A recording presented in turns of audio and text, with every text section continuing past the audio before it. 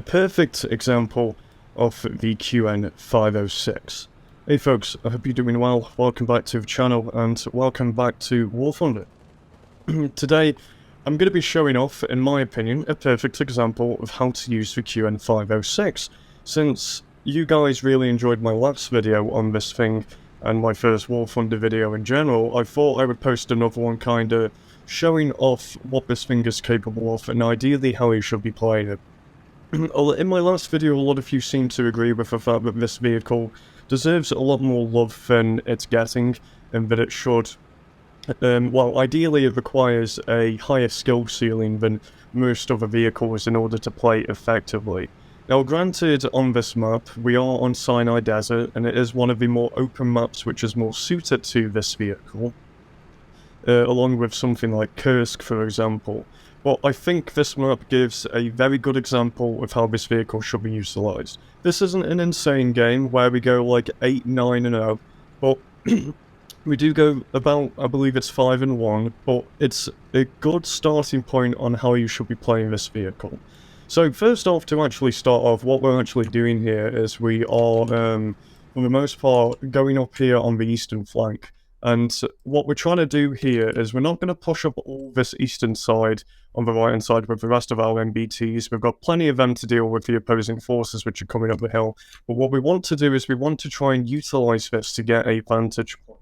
And we're going to situate ourselves around this little canyon area here, because what we want to actually do is try and get a vantage point over objective Charlie, Bravo and Alpha if we can. And what we'll do is we'll be able to have a giant overwatch position and utilise the fire and forget missiles from our position in order to provide direct fire support for our friendlies that need it. Now, first off, what I'm going to be doing here initially is scouting targets for our friendlies. I do actually scout a target here. I can't quite remember what it was. I think it was a leopard or a some kind of... it was something. But we do actually scout a target over there, and I back down here because I don't want him engaging me because he has seen me, but he does get taken out. But what we're going to do is, from here, we do actually eventually reposition up here on this cliff to get a better position. Now, if we go back down to my actual view here, yeah, we're scouting about over the objectives, but we're behind this ridge, and you can see the position that we do have nailed down here. A's been taken, C is taken, and unfortunately we do lose this game and get pushed back. But we will be utilising mainly our missiles in this. Now, the LAVD, or the LAVAD, which is actually going to be our first kill here, we will get that very shortly. We notice him as we're repositioning, and I should have noticed him by now, but I'm trying to get into a better firing position in order to effectively engage it. And you'll notice something about these rockets which I didn't actually know, and I feel like these rockets have been buffed actually, because, well, they seem to track significantly better and lock on, but we see him starting to make a move there. We fire the rockets, or the missile, sorry, it goes over, he goes behind cover, but it still makes contact and hits, which is lovely. I don't know if they buffed these rockets or not. I'm not entirely sure, but it was able to track the LAVAD. Now, one thing I like to do with these fire and forget missiles is I like to, when I get a lock on, fire them at an increased trajectory, maybe say 20 or 40 degrees up in the air. And personally, I feel like the rocket doesn't hit something on the ground. It tends to get a better tracking and tends to go over obstacles and gets a better trajectory to hit down on the target and confirm the kill. So I'm not sure if that's a buff or if that's just something there. I was very happy to actually get the kill on the LAVAD, and I was kind of unsure whether it would kill because it was behind cover, but I think because it was so high up, the C-curve on the missile was starting to hit, and we get our second kill here on the CV-90, and that's very satisfying right there. And that's something that I do like about this thing. When you get kills with these fire and forget missiles, they are satisfying. And really, if you're caught out in the open by this thing using these rockets and you're not behind cover and you don't pop smoke and you're not paying attention, you will get killed by this. We do lock on to the STRV here and we do fire a missile at it, but it does actually get killed before it makes contact, but that probably could have been a third kill there. So we don't actually get that. So what I'm going to do now is, even though We do have a CV90 pushing around, so I don't know why it's in night vision view on this, but we had to digress. We do get pushed by a challenger here who I do spot. Now, I do try to make him not see me, but I think he does notice us in the corner of our eyes, and we will get killed by this. But I just want to show off another feature of this vehicle which was added a few days ago. And that is the ammunition is separated from the fighting compartment. So what you'll see here is if we go into our free camera again, CV90 sneaks behind us and I do call for fire support. Get hit by the challenger there, and I do try and hit his engine deck with the APDS belt. But you'll notice here that we're not dead.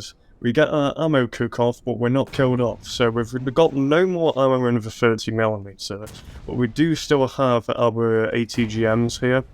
And I believe we do fire a missile at our aircraft here as well when it doesn't hit. We do get a rocket in on the engine of the Challenger, but we are unfortunately killed. So, that's our first life gone. We spawn back into the backup. In fact, we might have actually hit that aircraft, I'm not entirely sure. Because it did go down there. But if we just check the scoreboard there, we'll see. We're getting an assist at least, so that's that. And I think that was on the scouted target. So we've spawned over here now, and what I'm doing by doing this is I want to try and get back at this challenger that killed us before. But since we have no enemies over here in the desert, I want to take advantage of the fact that the enemy will probably more than likely all be on that ridgeline now, and so I want to try and yet again hit them from afar when they're not paying attention. We do spot the challenger over here, so we do try and get into a position where we can engage it. And our friendlies are giving down fire support, but I decide to chance it, and we send off a rocket at this F6F over here, but it doesn't seem to want to track properly and slams into the ground. These fire and forget rockets are still a bit hit and miss.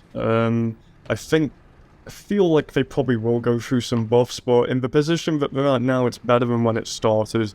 I feel like you can hit targets from that are behind trees and bushes now, which is very nice. We fire out one of these rockets here, and it does hit the challenger, wiping him off the floor, and so that's a nice bit of revenge there. And what we actually get now is I see from our actual...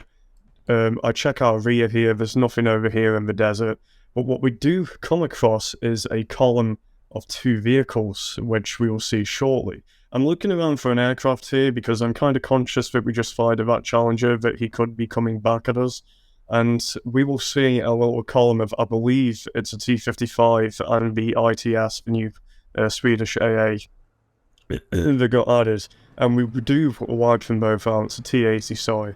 But here we do see them very shortly after we're scoping around B, and I decide to target the SPAA first because this is going to kill us a lot quicker than that T-80. So we get these targets, and this is another issue this vehicle has, is its gun depression. I'm not a big fan of it, but we do get the lock there, and we fire on the ITPSV-90. He sees us, and we knock him out just before he's able to get us there. The T-80U is wondering what's going on.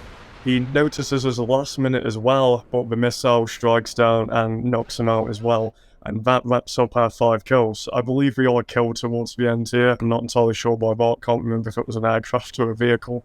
But that is a good example of how, and I believe a perfect example even, of how this thing should be utilised. It's a long-range support vehicle designed to knock out friendlies. Yeah, we're killed by an Orion there.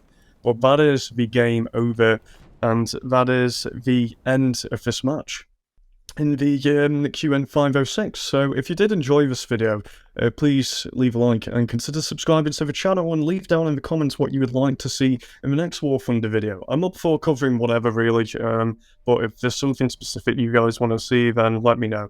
Apart from that, I hope you all have a lovely day, and I'll see you all in the next one.